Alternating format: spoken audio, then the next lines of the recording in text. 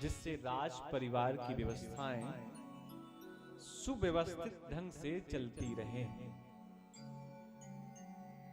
नंद बाबा कर देने के लिए मथुरा चले गए। अभी जन्म के 4-5 और आज 6वां दिन।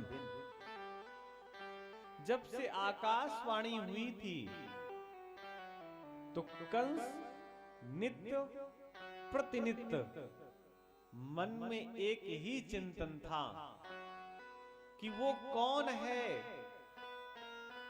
जो ब्रज में प्रकट हो गया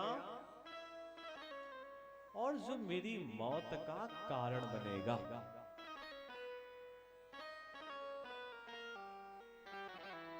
भगवान की खोज के लिए जब कोई नहीं पता लगा सका तब उसी समय पूतना आ गई। पूत नयति पूतना,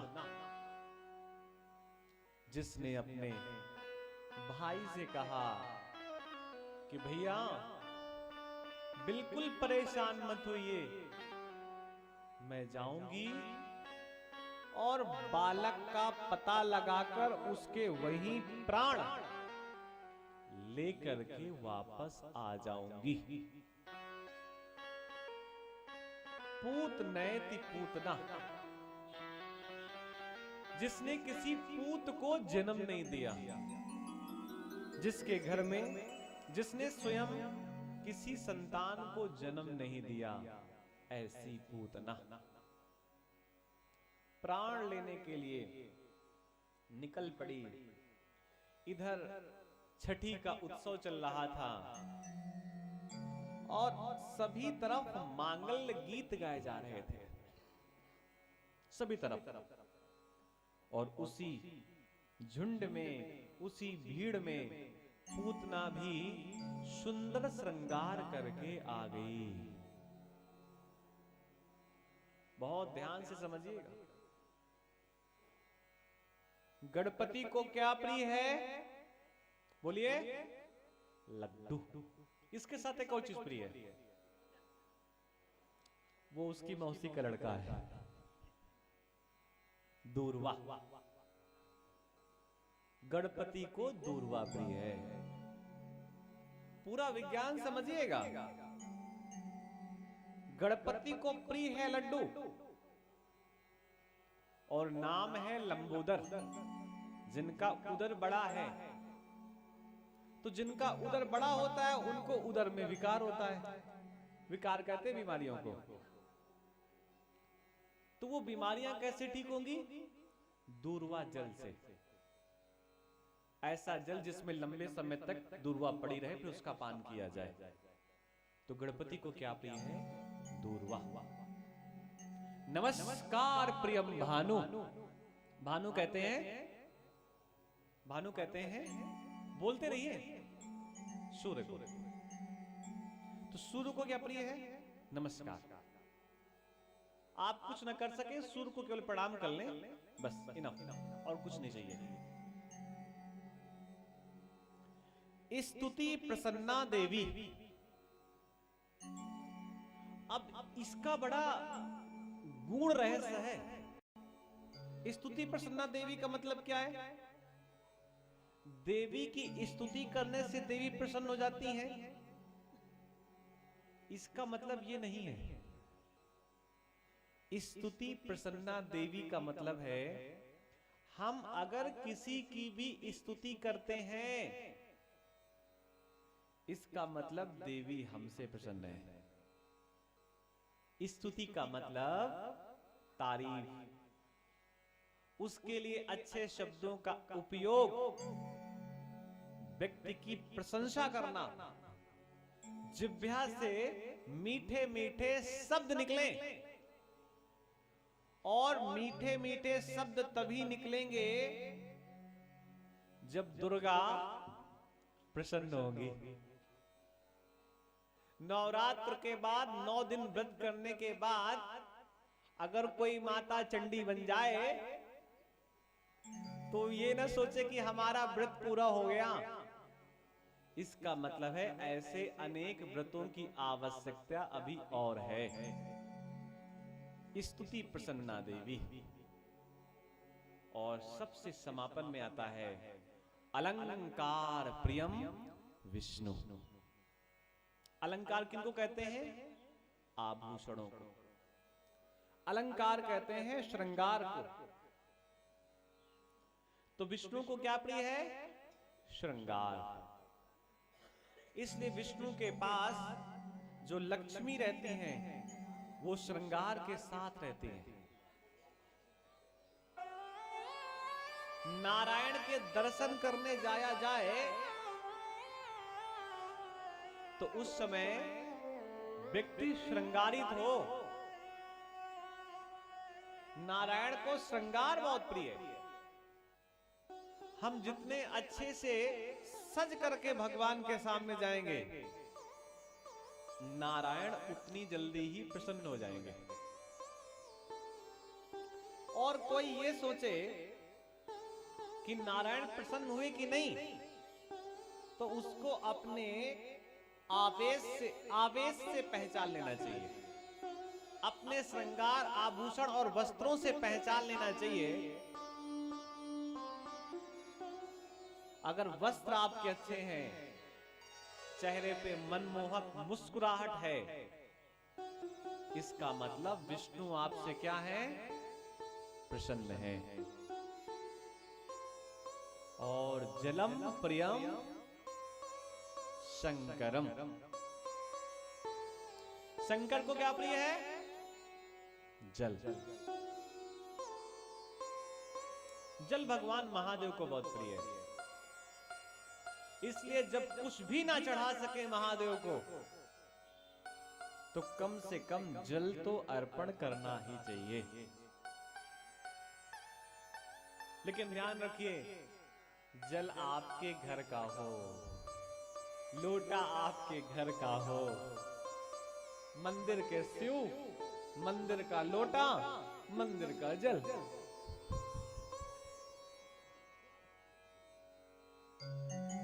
नहीं कुछ है तो माली से ले लो कम से कम। तो नारायण को क्या प्रिय है? श्रृंगार।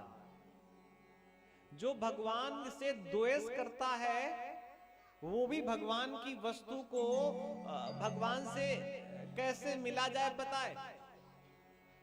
इसलिए वो पूतना श्रृंगार करके भगवान के सामने गई। लोगों ने पूछा आप कौन? तो उसने कह दिया मैं इसकी मासी, मां के जैसी। लोगों ने कहा मौसी आप तो पहले आगे आइए। वो सीधे वहीं गई, कहीं नहीं रुकी। आप समझिए, इस कथा को ये मत समझिएगा कि पूतना प्राण लेने के लिए गई। क्या कोई भगवान के प्राण ले सकता है क्या? नहीं। पूतना प्राण लेने नहीं गई। आप समझिएगा बहुत ध्यान से। पूतना के पुण्य इतने ज्यादा थे, पाप थे उनको छोड़िए, इतने पुण्य थे पूतना के कि पूतना भगवान के पास पहुंच गई। पूतना अपने पापों के कारण भगवान के पास नहीं पहुंची। पूतना के पुण्य इतने ज्यादा थे कि रास्ते में उसको रोकने की किसी की हिम्मत नहीं हुई। सब लोग तो लाइन में थे कि कब हमारा नंबर आएगा, लेकिन पूतना सीधे पहुंच गई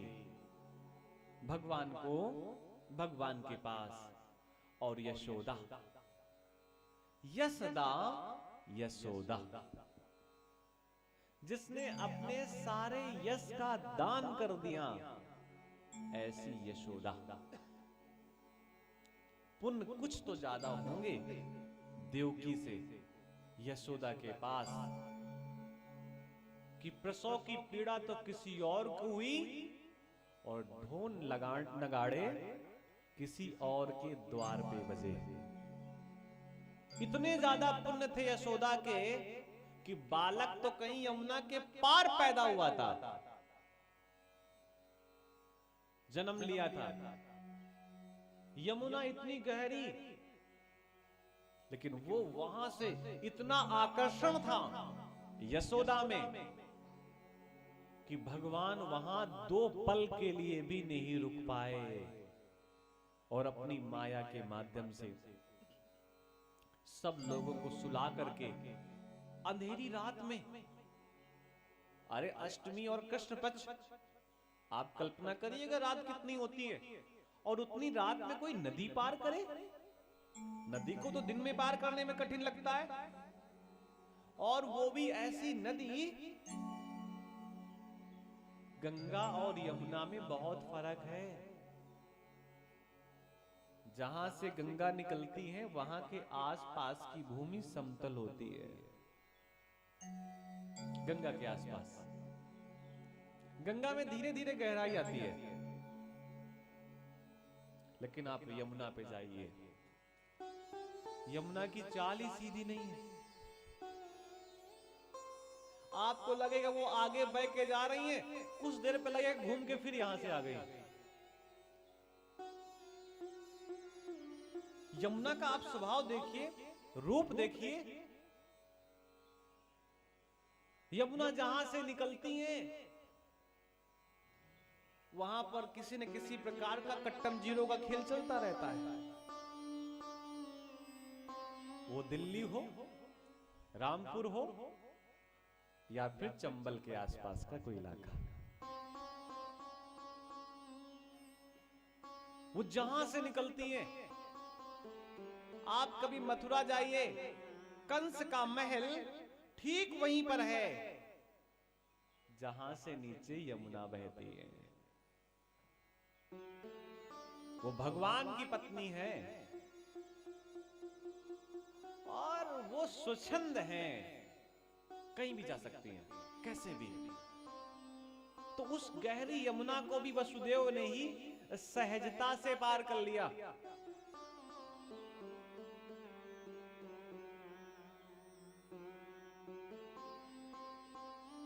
तो वो पूतना वहां पहुंच गई, इतने ज्यादा पुण्य।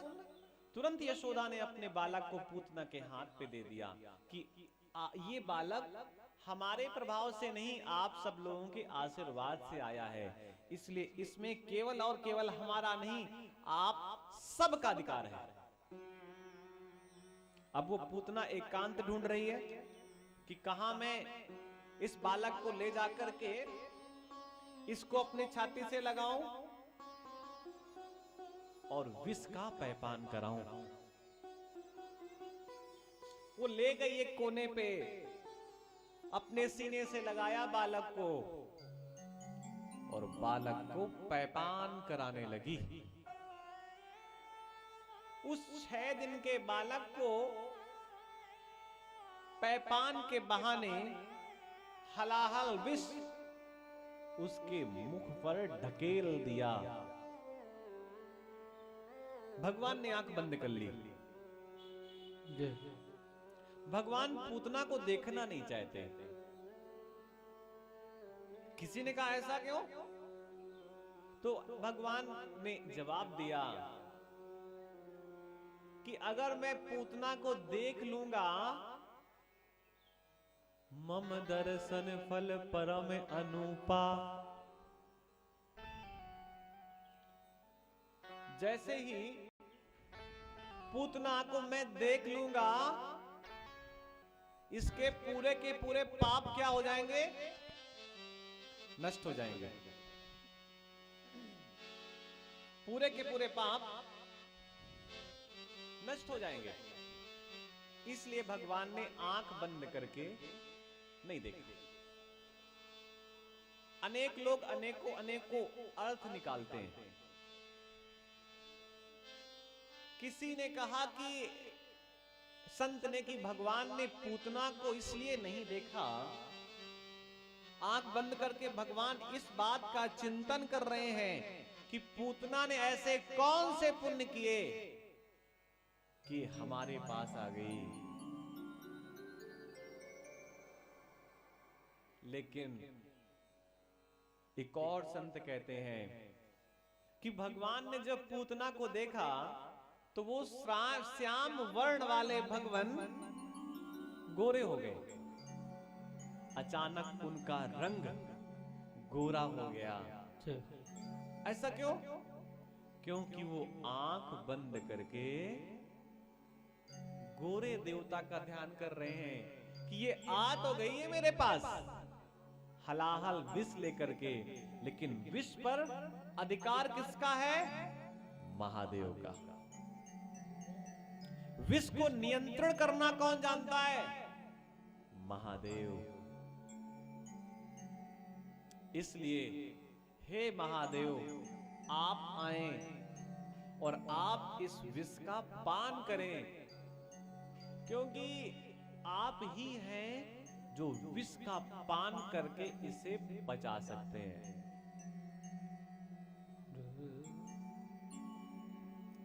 भगवान पैपान के बहाने उस पूतना की वासनाओं को निचोड़ना चाहते हैं। सा मुंच मुंचालमिति प्रभाषणी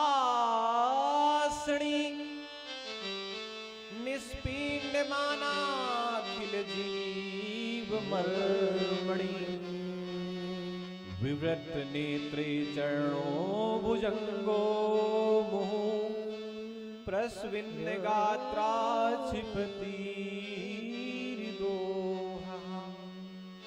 बालक को छाती से लगा लिया, पैपान करने लगी। भगवान उसकी वासनाओं को छीनने लगे। तो पूतना को ऐसा लग रहा है मेरे शरीर से कुछ निकल रहा है, और वो छीन कौन रहा है? ये बालक। इसलिए उस बालक को दूर ढकेलने लगी, जाकर के आकाश मंडल पर चली गई। सा मुंच मुंच मुंचालमिति। अरे बालक, छोड़ छोड़ छोड़ मुझे। लेकिन भगवान ने नहीं छोड़ा, और धीरे से भगवान ने उस पूतना के प्राण पी लिए, वासनाओं के सहित। मृत्यु के बाद शरीर को कोई अपने घर पे नहीं रखता। गांव के लोग कहते हैं इसको बाहर निकालो, बाहर निकालो। कहां ले जाओ? पीपल के नीचे। क्यों? ऑक्सीजन ज्यादा है, अवगुणों को छिपा लेगा। कान में रुई डालो, नाक पे रुई डालो, कोई गंदगी बाहर ना निकलने पाए। लेकिन ये पूतना निर्गंधा हो गई, सुगंधा हो गई। सुंदर सी खुशबू आने लगी पूतना की मृत्यु के बाद, क्योंकि पूतना ने भगवान का स्पर्श किया है। पूरे ब्रजमंडल में खबर फैल गई, ये क्या हुआ, ये क्या हुआ। और फिर पूतना का भगवान ने उद्धार कर दिया।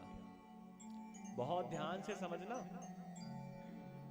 दुर्गा सती सप्तसती के प्रत्येक अध्याय में एक ही शब्द लिखा है, शुंभ निशुंभ वध। क्या लिखा है? वध। वहां पर वध की चर्चा है। जगत जननी जगदम्बा की तलवार एक तरफ से पैनी नहीं है, दोनों तरफ से पैनी है। लेकिन नारायण एक तरफ से धारदार हथियार लेते हैं। भगवान वध नहीं करते, भगवान क्या करते हैं? उद्धार। भगवान के यहां बार बार बचने का मौका, मिलने का मौका का प्रयास दिया जाता है। भगवान बार बार मौका देते हैं कि शायद अब समझ जाए, अब समझ जाए, अब समझ जाए। नहीं तो आप देखिए रामचरितमानस में जब सुग्रीव ने बता दिया था कि सीता को रावण ले गया, तो सीधे चढ़ाई कर देते। लेकिन उन्होंने पहले हनुमान को भेजा,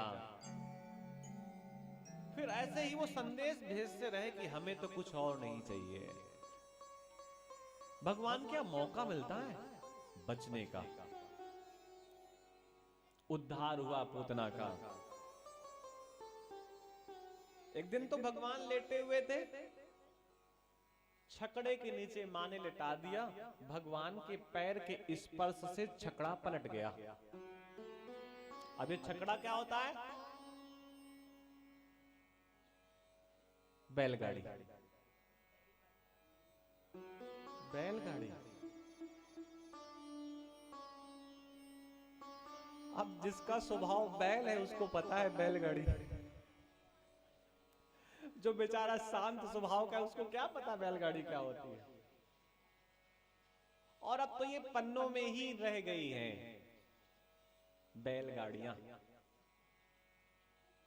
एक दिन तूफान आया तृण के रूप में। तृण कहते हैं तिनके को। और जब तिनका बार बार आवर्त करने लगे, घूमने लगे, तो ऐसा तृणावर्त भगवान को आकाश में ले जाकर के भगवान का गला दबाने का प्रयास किया, लेकिन भगवान ने तृणावर्त के भी प्राण ले लिए। अब समझिएगा, जब से भगवान पैदा हुए हैं तब से उपद्रव शुरू है। आप कहीं भी चले जाओ, जो किस्मत में लिखा के लाए हैं उससे पिंड नहीं छूटेगा। उससे पिंड तभी छूटेगा जब खोपड़ी में हरे बांस का डंडा पड़ेगा। कौन सी प्रक्रिया होती है, उसको क्या बोलते हैं बताइए? हाँ, वो संस्कार है। नहीं तो कोई पुत्र अपने पिता के मस्तक पे क्या डंडा मारेगा क्या? वो इसलिए मारा जाता है कि कहीं अगर प्राण मस्तक में छिपे बैठे हों, कपाल में छिपे बैठे हों, घुसे बैठे हों, तो पिता अपने पुत्र को संस्कारित करने के लिए अपने हृदय पर पत्थर रख के अपने पिता के मस्तक पर बांस के डंडे से प्रहार करता है।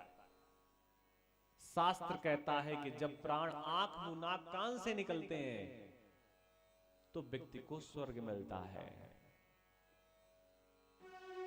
लेकिन जब प्राण कहां से निकलते हैं? कपाल से।